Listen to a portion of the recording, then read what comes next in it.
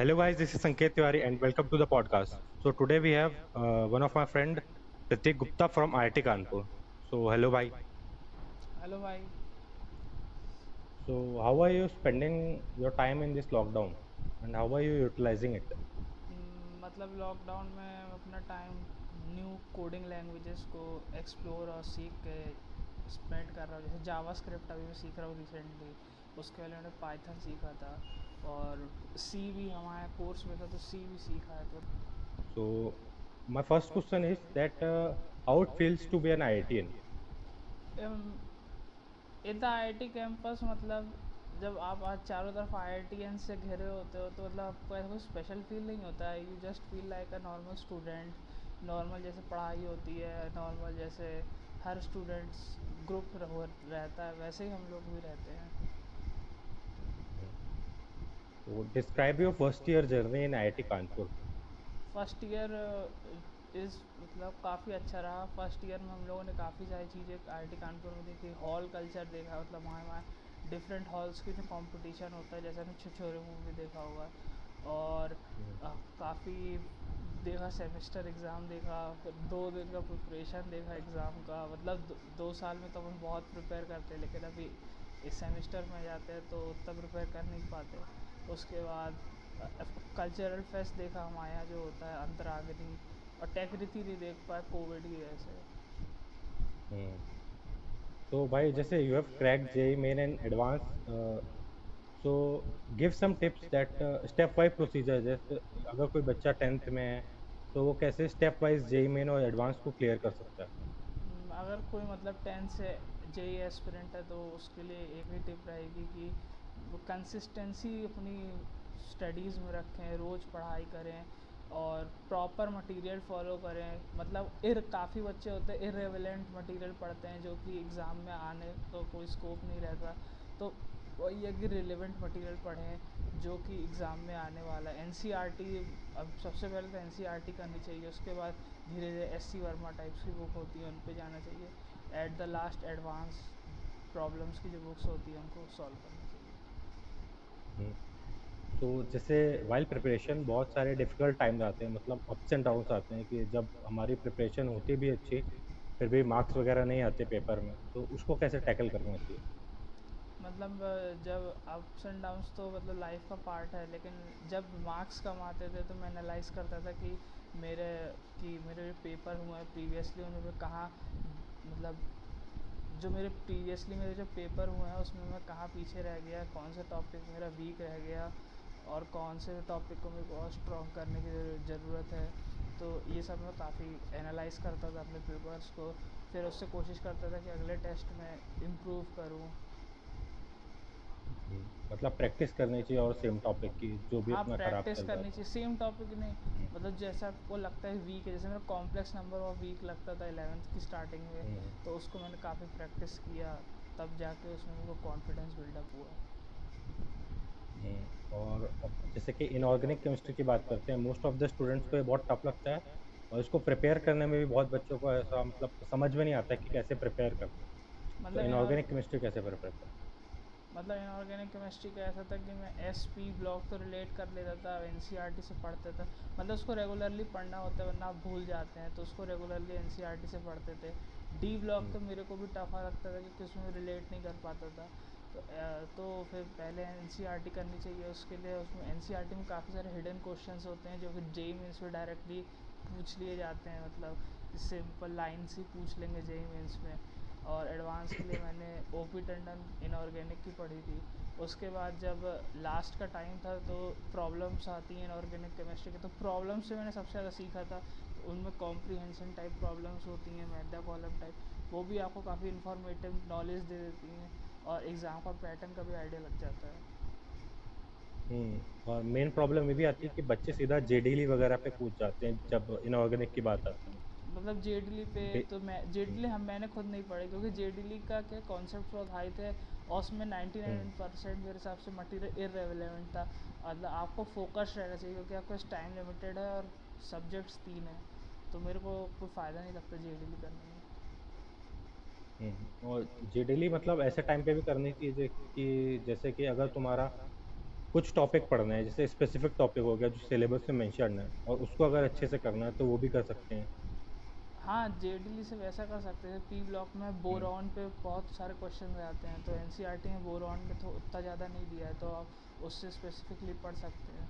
या फिर एल्यूमिनियम की प्रॉपर्टीज़ पढ़नी है तो आप जेडीली प्रेफर कर सकते हैं। हम्म। तो भाई any suggestion for books for different subject, जैसे मैथ्स के लिए और फिजिक्स के लिए? मैथ्स के लिए तो मेरे पास एक बुक थी, ये बुक करी थी अपने लास्ट ईयर में। ये काफ़ी अच्छी बुक है, इसमें काफ़ी सारे प्रॉब्लम्स हैं। हर चैप्टर हम्म, के पूरे जेई का इसमें सिलेबस कवर हो जाता है, तो मैथ्स के लिए मेरे को सबसे अच्छी बुक ये लगी थी। और फिज़िक्स के लिए मेरे लिए बेस्ट थी एस सी वर्मा, क्योंकि एस सी वर्मा से मेरे को लगता नहीं उससे अच्छी कोई बुक है, उसमें कॉन्सेप्ट बिल्डिंग बहुत अच्छी होती है आपकी। हम्म, और केमिस्ट्री में तो जो कोचिंग वोचिंग तो मिलता था वही काफ़ी अच्छा रहता था, तो उसमें ज़्यादा कुछ हम्म, किया नहीं। तो भाई अ day in life of JS parent, एक आइडल, एक अगर स्टूडेंट है तो उसका डे कैसा होना चाहिए स्टार्टिंग से रात को सोने तक का? मतलब मैं तो अर्ली बर्ड था, तो मैं सुबह 5 बजे उठ जाता था, और मैं सबसे पहले उठ के इनऑर्गेनिक केमिस्ट्री पढ़ता था। उसके बाद में फ़िज़िक्स या मैथ्स देखता था। फिर हम लोग के कोचिंग का टाइम हो जाता था, तो कोचिंग जाते थे, तो वहाँ पे जो सर डीपीपीएस मतलब डेली प्रैक्टिस प्रॉब्लम शीट्स और हम लोग को देते थे असाइनमेंट्स, वो करते थे। वहाँ से आने के बाद 1-2 घंटे का रेस्ट करते थे। उसके बाद फिर हमारी प्रिपरेशन शुरू हो जाती थी रात तक। और हम मतलब इतनी प्रिपेयर करते थे कि रात को सोने से पहले सेटिस्फाइड रहे आज के दिन हमने जितनी मेहनत की है, क्योंकि ये सब मेहनत जेई वाले दिन फिर दिखती है। हम्म। तो भाई फाइनली मतलब 3 golden tips for J student, जो बच्चा अभी प्रिपेयर कर रहा है उसके लिए। मेरी गोल्डन टिप्स ये रहेगी, आप जितनी मेहनत कर सकते हैं आपको उतनी करनी चाहिए, क्योंकि मेरे साथ मैं आईआईटी कानपुर में हूँ, तो वहाँ हम्म, पे काफ़ी स्टूडेंट्स हैं। मतलब आईक्यू में ज़्यादा फ़र्क नहीं है, लेकिन बस वो हमसे ज़्यादा मेहनत करके आए हैं, तो उनकी रैंक 200 है। बाकी मेरे हिसाब से मेहनत, जितनी मेहनत आप कर सकते हैं आपको करनी चाहिए। और आपको अपनी हेल्थ का ख्याल रखना चाहिए, मतलब अगर आप लास्ट मोमेंट पे अगर आप वीक हो गए या फिर आपकी हेल्थ ख़राब हो गई तो वो काफ़ी बुरा होगा। और आपको मतलब कंसंट्रेट रहना चाहिए अपने गोल के लिए।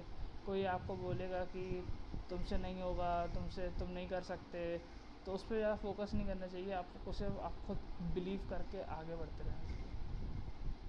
हम्म। सो भाई जैसे कि you are an IITian, so please tell a day in life of an IIT student जो आईआईटी में पढ़ रहा है, उसका एक डे कैसा होता है? आईआईटी स्टूडेंट का डे जेई एस्पिरेंट के डे से बहुत ही ज़्यादा अलग होता है। हम लोग सुबह 9 बजे उठते हैं, क्योंकि मतलब हम लोग का डे कुछ फिक्स नहीं रहता। जैसे 9 बजे क्लास है तो 8:50 पे उठ रहे हैं, मेस का खाना अच्छा नहीं रहता तो उसको भी मिस कर देते हैं, ब्रेकफास्ट। उसके बाद लेक्चर जाते हैं तो वहाँ नींद आती है तो वहाँ सो जाते हैं। फिर लेक्चर से लौट के आते हैं तो लैब का टाइम हो जाता है, तो फिर लैब जाते हैं, तो लैब से जब वापस आते हैं उसके बाद हम लोग का लेजर टाइम होता है, तो उसमें हम लोग खेलते हैं। हम लोग तो रात के 2-2 बजे तक वॉलीबॉल खेलते हैं, मतलब उसमें काफ़ी मज़ा आता है। तो हम लोग का बेसिकली इवनिंग टाइम ही रहता है, जिसमें हम लोग हम्म, मतलब और कुछ एक्स्ट्रा सीख सकते हैं, या फिर स्पोर्ट्स खेल सकते हैं, या फिर कहीं घूमने जा सकते हैं। कानपुर भी काफ़ी अच्छी जगह है एक्सप्लोर करने के लिए, तो वो भी कर सकते हैं। हम्म। तो भाई ऐसी कोई अमेजिंग मेमोरी जो फर्स्ट ईयर में बनी हो आईआईटी कानपुर से?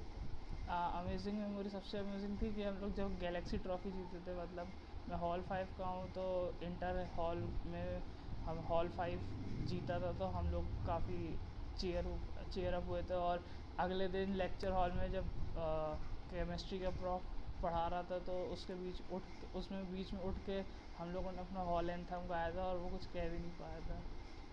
तो वो हम्म। सबसे अच्छी मेमोरी है। So भाई tell about hostels and facilities in hostel and mess, mess कैसा है कॉलेज का? कॉलेज का मेस तो काफ़ी स्पेशियस है, एक्स्ट्राज मिल जाते हैं।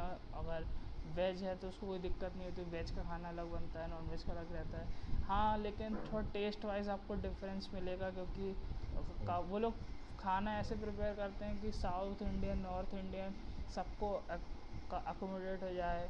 लेकिन आपको शायद अच्छा नहीं लगेगा स्टार्टिंग के 1-2 महीने, मेरे को तो अभी तक भी अच्छा नहीं लगता। बाकी कैंटीन है, तो कैंटीन रात के 2 बजे तक खुली रहती है, सुबह के 2 बजे से, तो वहाँ पे काफ़ी अच्छा खाना मिल जाता है। बाकी हॉस्टल के अंदर ही स्पोर्ट्स कॉम्प्लेक्स है, तो उसमें आपको वार्डन से वॉलीबॉल, क्रिकेट बैट सब मिल जाता है, तो वो काफ़ी अच्छा रहता है। और लाइट्स भी प्रॉपर पूल लाइट्स लगी हैं, तो आप रात को तक खेल सकते हैं। और 24/7 वाटर सप्लाई रहती है। वाईफाई है अनलिमिटेड, काफ़ी अच्छी स्पीड देता है। सो भाई जैसे मैंने हॉस्टल फाइट्स और कंपटीशन के बारे में सुना है, जैसे ऑल वन H1 H2 के बीच में जो फाइट्स होती हैं, ऑल फाइट्स, उसके नहीं, बारे में बेसिकली बताना। फ़ाइट नहीं होती, कॉम्पिटिशन्स होते हैं।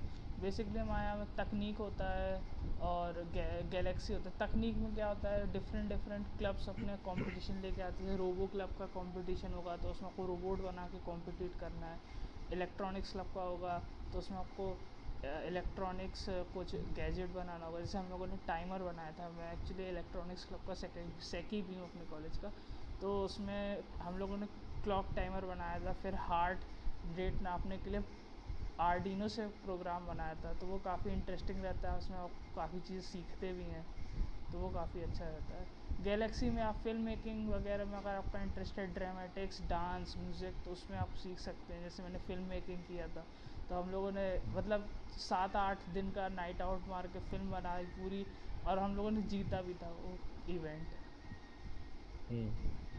तो भाई अब काउंसलिंग के टाइम पे आते हैं, जब जेई मेन और एडवांस हो चुका होता है, तब एक बैटल चलता है कॉलेज वर्सेस ब्रांच के बीच में। तो what is your opinion on this? मेरा बेसिकली रहेगा कि बेटर मतलब बैलेंस रहना चाहिए। आप इन्वायरमेंटल मत ले लीजिए कहीं भी, लेकिन अगर आपको कहीं भी मतलब मीडियोकर ब्रांच और काफ़ी अच्छा कॉलेज मिल रहा है तो वो सही रहता है। मतलब आपको अपनी ब्रांच बहुत ज़्यादा भी कॉम्प्रोमाइज़ नहीं करनी है, लेकिन बीच बीच की मिल जाए सिविल तक तो काफ़ी अच्छा रहता है। बीच बीच तक ब्रांच मिल जाए सिविल तक तो काफ़ी अच्छा रहता है।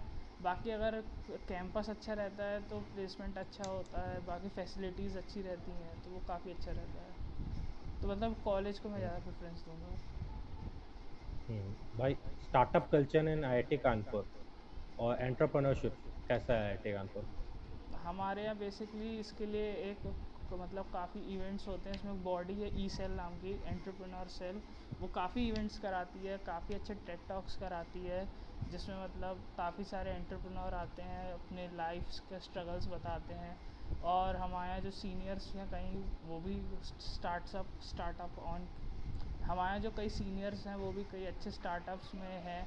उनको फंडिंग एलुमनाई से आती है। एक हमारा एलुमनाई नेटवर्क बहुत स्ट्रॉन्ग होता है। अगर आप ज़्यादा अच्छे कॉलेज जाते हैं तो फंडिंग का इशू नहीं रहता उतना, अगर आप IIT से हैं। बाकी काफ़ी अच्छा तो मैं नहीं कहूँगा, लेकिन इसको इम्प्रूव करने की कोशिश है। और अब जैसे मतलब बॉयकॉट चाइना चल रहा है, तो अब इंडिया में काफ़ी सारी कंपनीज आएंगी, तो स्टार्टअप कल्चर इम्प्रूव होना चाहिए। सो व्हाट यू थिंक कि अगर एक बच्चा है वो फोर्थ ईयर के बाद प्लेसमेंट को ज़्यादा प्रेफरेंस देता है, तो स्टार्टअप को भी इक्वली प्रेफरेंस देना चाहिए और नहीं, स्टार्टअप कल्चर बढ़ाना चाहिए? मेरे हिसाब से मतलब पहले आपको कहीं भी जॉब करके आपको इंडस्ट्री का मतलब सीखना चाहिए, इंडस्ट्री कैसी है। आप मतलब एकदम से स्टार्टअप में कूद जाएंगे तो हो सकता है आपके चांसेस ऑफ फेलियर बढ़ जाएं। लेकिन अगर आप थोड़ा एक वर्क एक्सपीरियंस कहीं भी अच्छी कंपनी में जाते हैं या फिर छोटे से स्टार्टअप में ही काम करते हैं, तो आपको काफ़ी कुछ सीखने को मिलेगा। उसके बाद आप अपना स्टार्टअप 2-3 साल बाद उसको स्टार्ट कर सकते हैं, तो वो काफ़ी अच्छा रहेगा। आपको नॉलेज भी रहेगा फील्ड का कि कैसे काम होता है, कैसे लोगों से काम कराना है, तो वो काफ़ी अच्छा रहेगा। मतलब एकदम से स्टार्टअप में ना जाएं। वैसे अगर आपको बहुत ही स्ट्रॉन्ग आइडिया है तो आप उसमें जा सकते हैं। हम्म, भाई एक लास्ट क्वेश्चन कि जो ट्वेल्थ में जो बच्चा है जिसको अभी बोर्ड भी देना रहता है और जेई मेन भी उसके पास रहता है, तो उसमें एक फाइट होती है जेई बोर्ड इसके बीच में, तो उसको कैसे टैकल करें? मतलब फेबररी तक तो आपको जेई पे ही फोकस करना चाहिए। फिर लास्ट का 1 मंथ रहता है, तो फिज़िक्स केमिस्ट्री मैथ्स में तो ज़्यादा प्रॉब्लम नहीं होती। बेसिकली आपको अपना फिफ्थ इंग्लिश और फिफ्थ सब्जेक्ट ही पढ़ना पड़ता है, तो तब तब उस पर फोकस कर सकते हैं फेबररी में। फेबररी और मार्च का जो टाइम होता है, बाकी फिर जैसे ही बोर्ड ख़त्म होते हैं तो जेई मेंस का टाइम हो जाता है। तो मेरे हिसाब से तो स्टार्टिंग के 4 एग्ज़ाम हो जाएं, उसके बाद वापस से जेई मेंस पे फोकस हो जाना चाहिए। और आपको जो लास्ट का एग्ज़ाम है उसको मतलब थोड़ा मतलब बैलेंस करके चलना चाहिए कि जेई का भी ऐसा नहीं कि छोड़ दें बिल्कुल आप जब बोर्ड टाइम चल रहा है, तो वो सही रहेगा ना। भूलने लगेंगे चीज़ें और आपका कॉन्फिडेंस लो होता जाएगा। So great talking to you, bhai, and you answered very well. So guys, I will plug in all his social media and description down below. Please go and check it out, or comment, and please subscribe to our channel. Thank you.